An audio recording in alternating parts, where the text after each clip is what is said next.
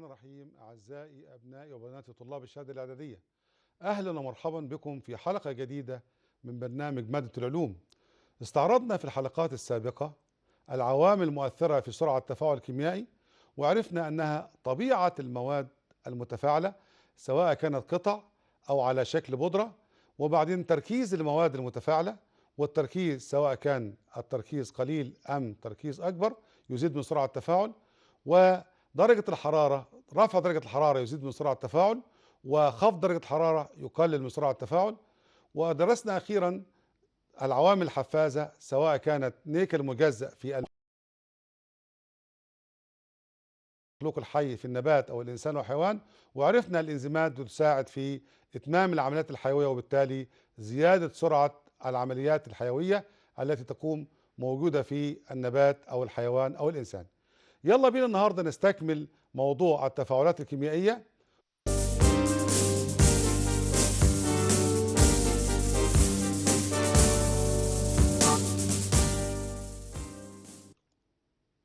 المحول الحفزي عنوان هام جدا يا أبطال. يعني كلمة محول حفزي، هنعرف يعني إيه محول حفزي. دي صورة هي يا أبطال للمحول الحفزي، وهعرف تركيبه بالتفصيل، ولكن ده بستخدمه في شكمان السيارة، اللي هو بيعمل إيه؟ بيمنع انطلاق غازات العوادم حتى لا تلوث البيئة. يوضع مع شكمان السيارة.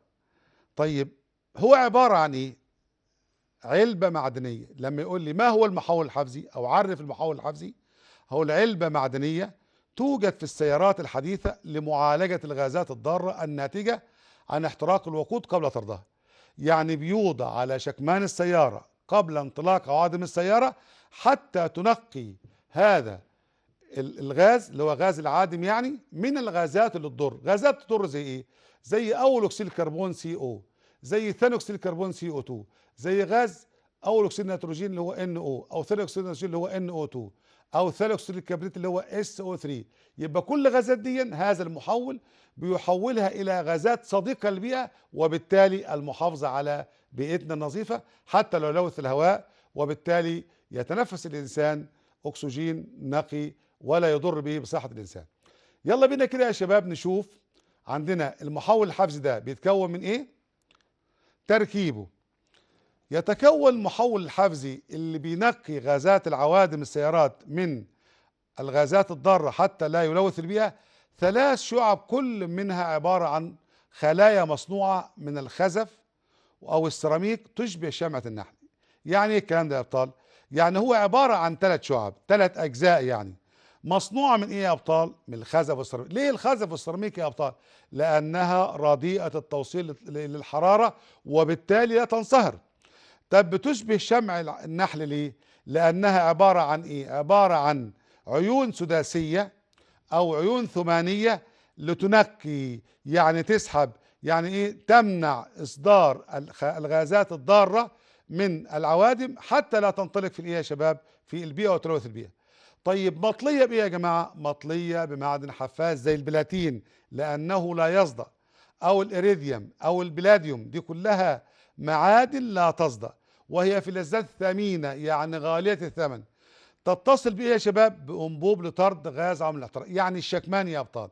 يبقى كمان مرة 3 أجزاء، كل جزء منها عبارة عن خلايا شمعية سداسية أو ثمانية مطلية بمعادن ثمينة اسمها المعادن الحفازة زي البلاتين او الإيريديوم او البلاديوم، وهي في غازات غالية الثمن.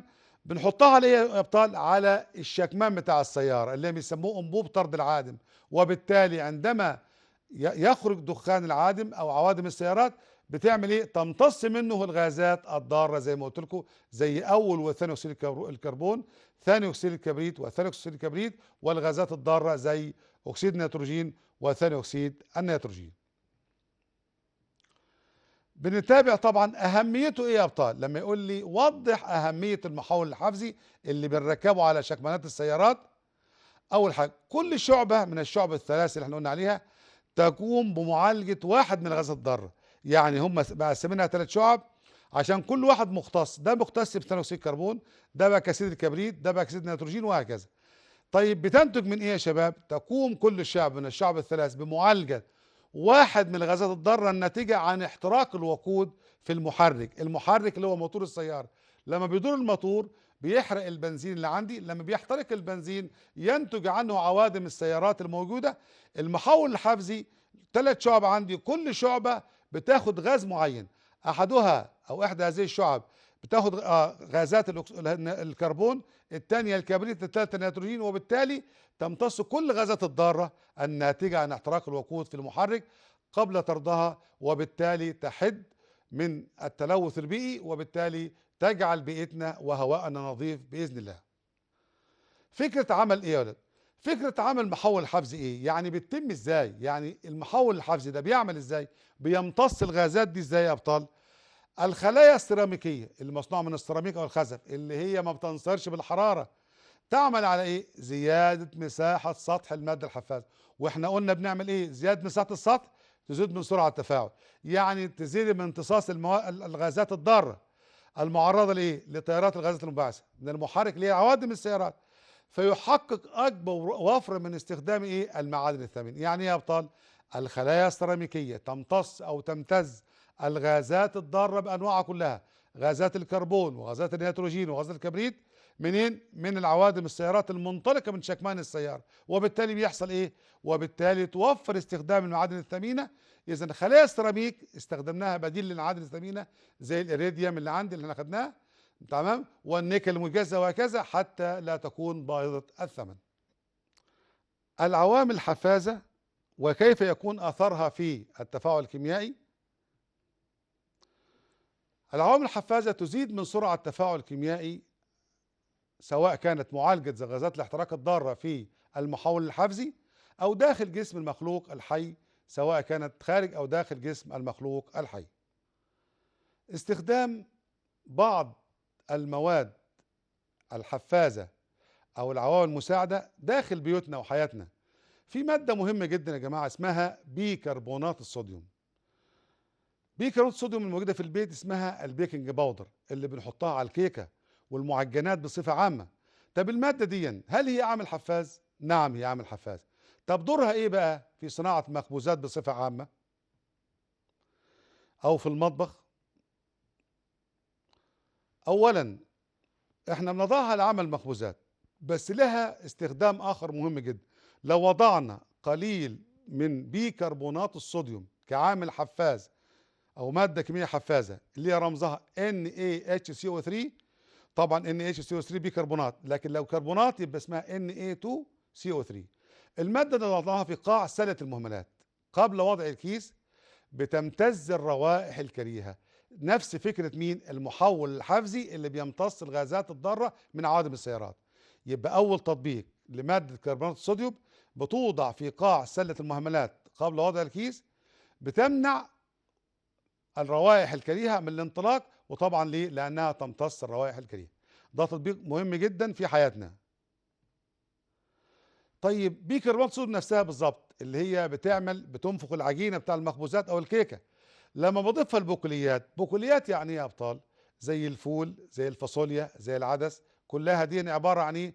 بقوليات منقوعه اللي هي في داخل الماء، بتوضع مع البقوليات المنقوعه في الماء لتخفيف الانتفاخ المصاحب لاكل البقوليات، بتقلل من الانتفاخات بعد اكل الايه؟ البقوليات دي مهمه جدا ايضا في حياتنا.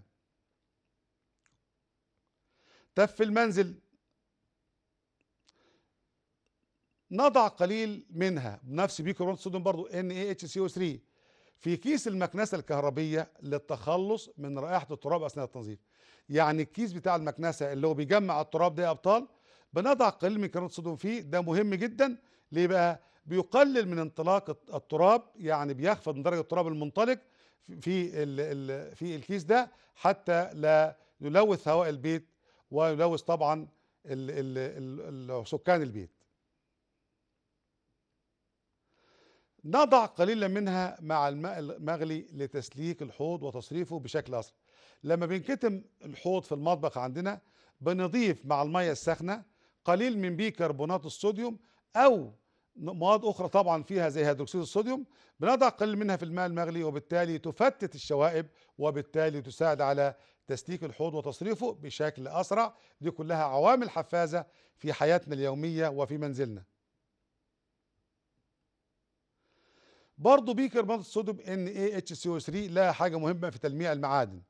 احنا عارفين محلات الذهب يا أبطال أو محلات الألوان المنزلية أحيانا تضاف إلى قطعة ألمنيوم اللي هي اللي هي الفويل اللي بيلمع ده، عشان ألمع الفضة وأعيد بريقها وتصبح ذات بريق ولمعان.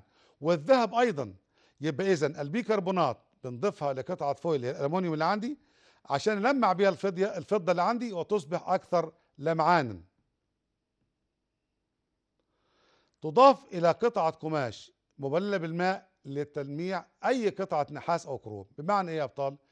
أحيانا عندي يبقى فيه مادة نحاسية، فازة نحاس مثلا أو كروم، عشان ألمعها تصبح أكثر بريقا بضيف قليل من الماء على قطعة قماش. طبعا يكون ماء ساخن يفضل، طبعا يساعد على تلميع قطع النحاس. يبقى فضة بيلمعها، نحاس بيلمعها، مادة من الكروم أو النيكل كروم بيلمعها أيضا. في الحديقة بيكربونات الصوديوم ال NaHCO3 ده هي، نضع بيكربونات الصوديوم في أماكن خروج النمل، ومع مرور الوقت نلاحظ اختفاء النمل. يا أبطال ال NaHCO3 دي يا شباب أصلا يعتبر أنهدريد لمين؟ للمادة القلوية، والنمل لا يعيش في المناطق القلوية. إذا وضعت أنا على جحور النمل بعض منها من بيكربونات الصوديوم NaHCO3 دي بيختفي النمل تماما، لأنه لا يعيش في الوسط القلوي مطلقا. يلا بينا بقى نشوف مجموعة هامة من التدريبات وإزاي نجاوب عليها. من التفاعل A زائد B تفاعل رمزي، ادانا C. قال بقى اختر تصبح نسبة المادة C اللي هي مين يا شباب؟ النواتج. يعني A و B اسمها المتفاعلات والسي اسمها النواتج. هو سألني بيقول لي اختر تصبح المادة C عندما تصبح نسبة المادة B 0%. C اللي هي النواتج، لما A اللي عندي أو B اللي عندي 0 معناها تكون أكبر ممكن أكيد. هل هي 20% ولا 50% ولا 80% ولا 100%؟ طالما المادة B أو A أصبحت 0 إذا لازم تكون C كلها بقت 100%. تمام، الإجابة 100%. عندما يكون تركيز المتفاعلات 0 يكون النواتج 100%، والعكس صحيح، عندما تكون المتفاعلات 100% يكون النواتج 0. مهم جدا أسئلة الاختيار متعدد، وطلاب بورسعيد بالتحديد لا عندهم بابل شيت السنة دي إن شاء الله. من التفاعل A زائد B بيدينا C، نفس التفاعل. متى تصبح تركيز أو متى يصبح تركيز المادة A أقل ما يمكن؟ المادة A أنا أسأل نفسي هي متفاعلات ولا نواتج؟ طبعا متفاعلات. إمتى تصبح تركيز المادة A أقل ما يمكن؟ بعد انتهاء التفاعل، يعني بعد تحول المتفاعلات كلها إلى نواتج C زي ما قدامكم. طبعا دي رمز بس، A B رمز للمتفاعلات و C رمز للنواتج. قدامك منحنى على المحور الأفقي عليه الزمن بالدقيقة، وعلى المحور الرأسي عليه تركيز المول باللتر. التركيز مول لكل لتر. لاحظ كده عندك في المنحنيات المنحنى A يصعد إلى الأعلى، والمنحنى C و D بيهبطوا لأسفل، والمنحنى B يا أبطال عبارة خط مستقيم لا أعلى ولا أسفل. هيسألك أسئلة محددة من الشكل، حدد مع التفسير. المتفاعلات سألني أي فيهم متفاعلات A ولا B ولا C ولا D؟ طبعا هبص للمنحنى اللي عندي بشوف كده إيه المادة اللي نازلة الأسفل يا أبطال؟ طبعا السي والدي. المادة اللي تركيزها بيقل معناها متفاعلات، إذا السي والدي هما المتفاعلات. معناها إيه؟ بيقل تركيزها بمرور الزمن. طب هيسألني على إيه تاني من المنحنى ده يا أبطال؟ حدد مع التفسير النواتج. أسأل نفسي إيه اللي بيصعد لأعلى؟ إيه اللي بيزيد تركيزه؟ المادة إيه؟ أكيد قدامي في المنحنى إيه؟ يبقى المادة إيه هي اللي بيزيد تركيزها بمرور الزمن، إذا النواتج هي المادة إيه. يبقى من المنحنى المادة اللي بيقل تركيزها يعني منحناها من أعلى إلى أسفل هسميها مواد متفاعلة. والمادة اللي هي بيزداد تركيزها يعني حركة المنحنى بتاعها من أسفل لأعلى دي اسمها المواد الناتجة. طب أنا عندي المادة بي أكيد هيسألني سؤال عليها. العامل الحفاز هو مادة بي. لاحظ احنا قلنا في شرح العامل الحفاز هو كمية صغيرة من مادة كيميائية تدخل في التفاعل ولا تشترك في التفاعل، يعني تساعد على زيادة سرعة التفاعل ولا تشترك فيه، إذن هي مادة ثابتة. يبقى العامل حفاز هو المادة بي لأن تركيزه ثابت بمرور الزمن. طب إيه اللي عرفنا إنه تركيزه ثابت يا أبطال؟ لأنه يمثل بخط مستقيم، والخط المستقيم قدام في المحاضرة. الخط المستقيم معناه العامل الحفاز الذي يساعد في زيادة سرعة التفاعل ولا يشترك في التفاعلات ولا النواتج، إذن هو المادة بي هو العامل الحفاز. إذا من المنحنى يا أبطال لازم يكون عندي السي والدي بينخفض تركيزهم، إذا المنحنى شكله من أعلى إلى أسفل اسمها متفاعلات. الA نواتج ليه يا أبطال؟ لأنها منحنى من أسفل لأعلى، إذا هي نواتج. أما البي فعامل حفاز يعبر عنه بخط مستقيم ثابت لأنه تركيزه لا يتغير بمرور الزمن. اكتب المعادلة الدالة على التفاعل. معادلة دالة على التفاعل معنيه برضو A و B و C D. أنا حددت السي والدي متفاعلات يبقى احطها قبل السهم. طب والاي والبي هشوفها كده عندي. الاي اكيد ايه يا شباب؟ نواتج. طب والبي توضع على السهم كعامل حفاز. يلا بينا نشوف المعادله كده. 2H2O ده مثال المعادله اللي هي مين؟ المواد المتفاعله. تعطي ايه يا ابطال؟ بتعطي 2H2O زائد O2 دي اسمها المواد الناتجه.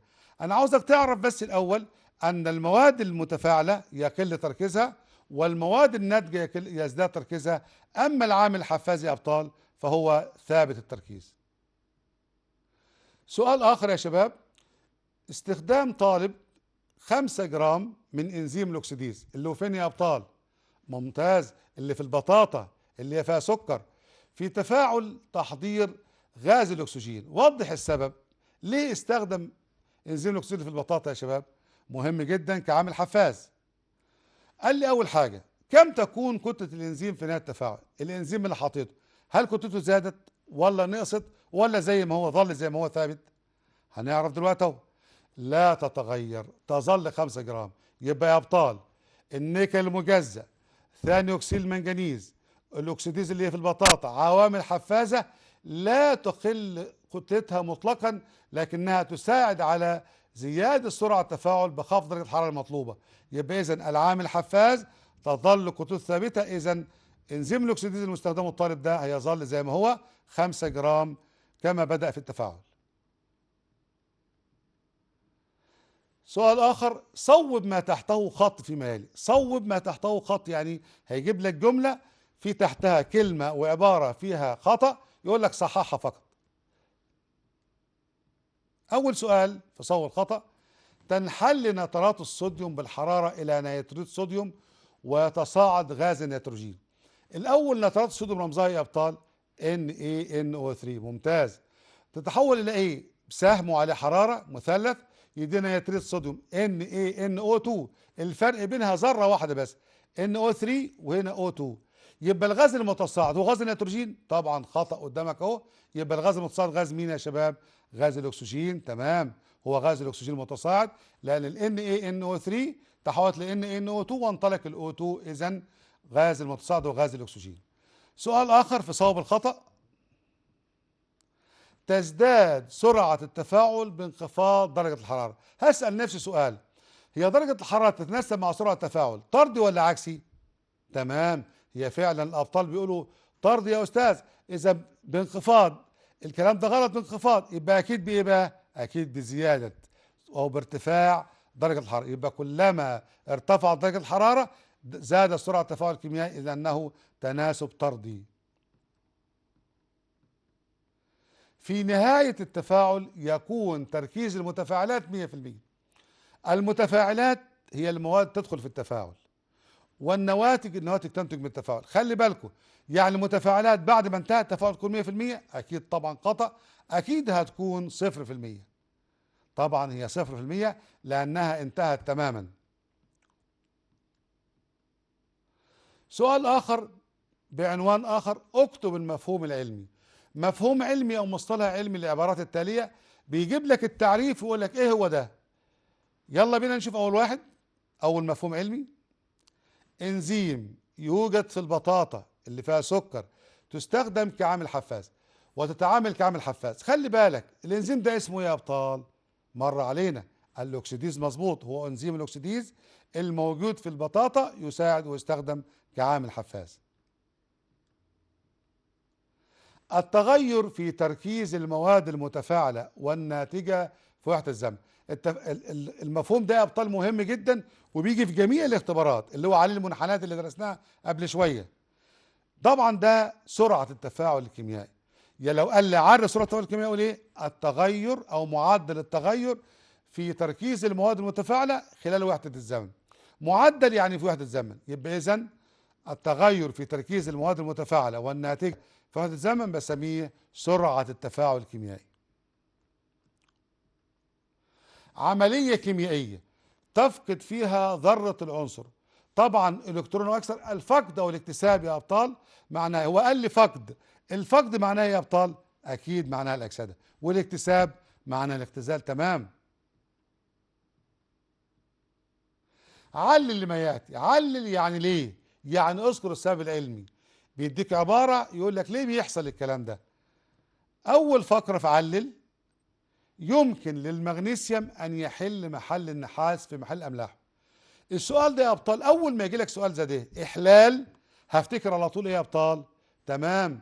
بنتنا الشاطره قالت يا استاذ لازم ارجع لمؤسسات النشاط الكيميائي اللي هي ترتيب الفلزات ترتيبا تنازلي حسب النشاط الكيميائي، يعني اللي قبل يحل معلها اللي بعده على طول. طب المغنيسيوم يسبق النحاس في مؤسسات النشاط الكيميائي ولا لا؟ يسبق يا استاذ. اذا يحل محله؟ طبعا يحل محله. يبقى الاجابه هتكون ايه يا ابطال؟ لانه يسبقه في مؤسسات النشاط الكيميائي فهو انشط منه. يبقى المغنيسيوم حل محل النحاس لانه يسبقه في مؤسسات النشاط الكيميائي وبالتالي هو اكثر نشاط منه، اذا يحل محله في تفاعلات الاحلال البسيط. طبعا لزياده مساحه التفاعل وزياده سرعه التفاعل طبعا مهم جدا. طبعا مع زياده مساحه التفاعل بيزداد سرعه التفاعل الكيميائي. مهم جدا. السؤال يجي ازاي يا ابطال؟ علل يستخدم النيكل المجزأ في هدرجة الزيوت بدلا من قطع النيكل. احنا قبل في الحلقة الماضية عرفنا ان هدرجة الزيوت، الزيت على شكل السائل، لما مرر عليه غاز الهيدروجين في وجود النيكل المجزأ كامل حفاز تحوله من الحالة السائلة، الزيت من الحالة السائلة الى الحالة الصلبة اللي احنا بنسميه السمن الصناعي اللي بيتباع في كل المحلات عندنا. طب ليه السبب يا شباب؟ لأن النيكل المجزأ مش قطع النيكل يعني بيزيد مساحة سطح التفاعل، ولما يزيد مساحة سطح التفاعل يزيد التصادم واحتمال التصادمات وبالتالي تزداد سرعة التفاعل الكيميائي.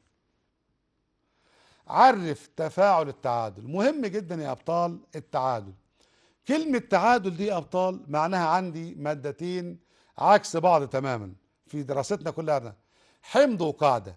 يبقى لازم يكون عندي حمض ولازم عندي قاعدة. طيب إذا تفاعل الحمض مع القاعدة يا أبطال، قاعدة هامة جدا، الحمض زائد القاعدة بيعطي ملح زائد ماء. الحمض يكتسب الصفة الحامضية والقاعدة الصفة القاعدية، ينتج ملح زائد ماء. الملح هو الملح المركب المتعادل.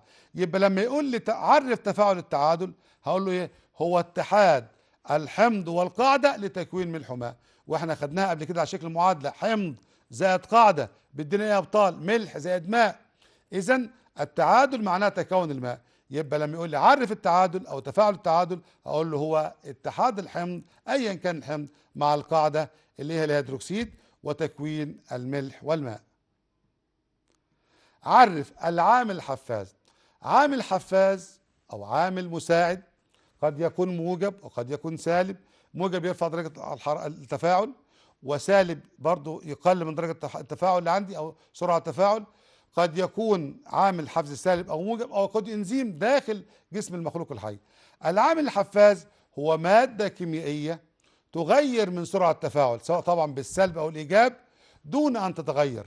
كمان مره يا ابطال، ماده كيميائيه تستخدم بنسبه صغيره جدا تزيد من سرعه التفاعل او تنقص من سرعه التفاعل دون ان تغير أو تتغير في كتلتها أو في سير المعادلة الكيميائية والتفاعل الكيميائي. اكتب معادلة كل من. المعادلة يا أبطال بتكون رمزية، وخلي بالك تكون موزونة. موزونة يعني إيه؟ بعد عدد الجزيئات داخلة في التفاعل وعدد الجزيئات الناتجة من التفاعل، وبالتالي لابد لما تكتب معادلة رمزية تكون إيه يا أبطال؟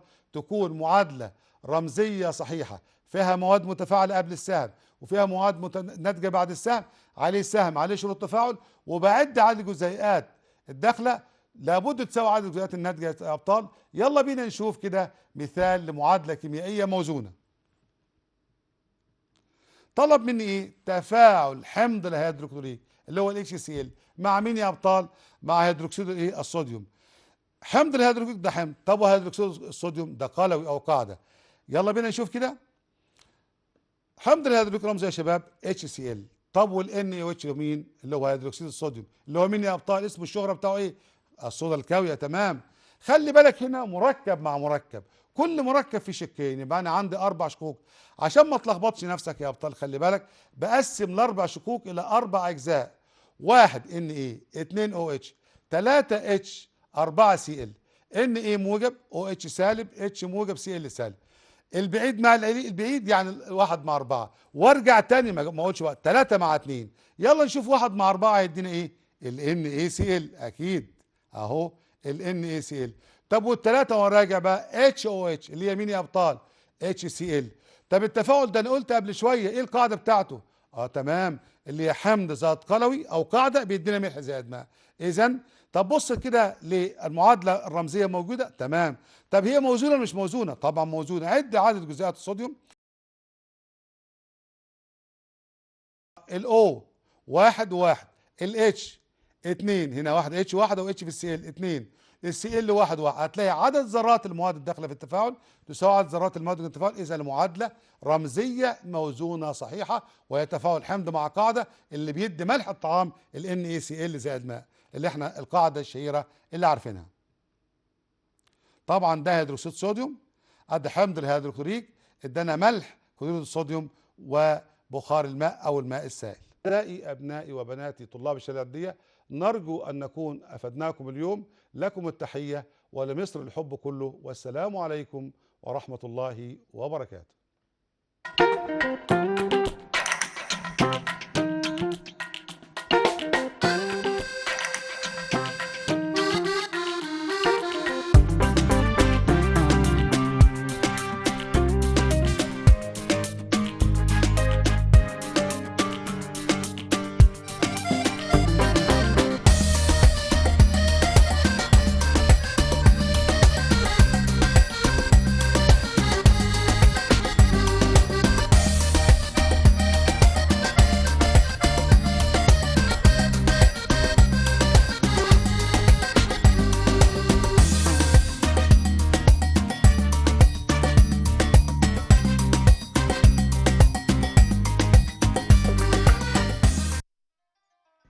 أبناءنا طلاب